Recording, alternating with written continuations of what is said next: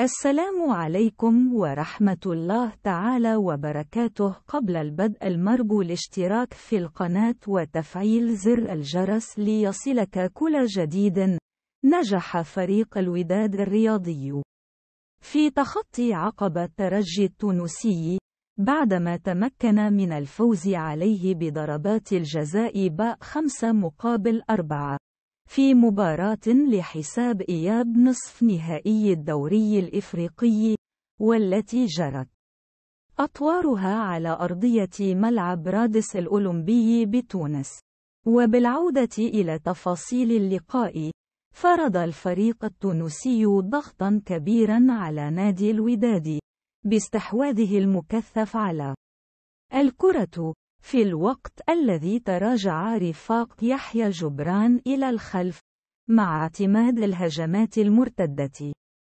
ولم ينجح الفريق التونسي في بلوغ مرمى يوسف مطيع في ظل يقظة هذا الأخير وصلابة أصدقاء جمال حركاس، لينتهي الشوط الأول دون أهداف.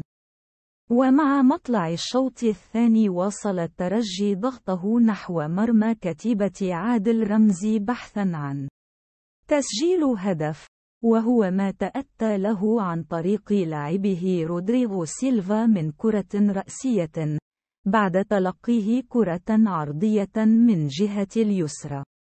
وأعطت التغييرات التي أقدم عليها الطاقم التقني لنادي الوداد أكلها بإنعاش خط الهجوم، رغم أنه لم يفلح في هز شباك مرمى الخصم، لتنتهي المباراة بفوز الترجي بهدف دون مقابل. وباحتساب نتيجة الذهاب والإياب 1-1، احتكم الفريقان لضربات الجزاء والتي آلت نتيجتها لأصدقاء يوسف المطيع، هذا الأخير الذي تقمص دور البطل بصده لركلة للفريق التونسي. وبهذا الانتصار نجح نادي الوداد الرياضي في العبور لمباراة نهائي الدوري الإفريقي، ليضرب موعدا مع الفائز من مباراة سان داونز الجنوب إفريقي والأهلي المصري.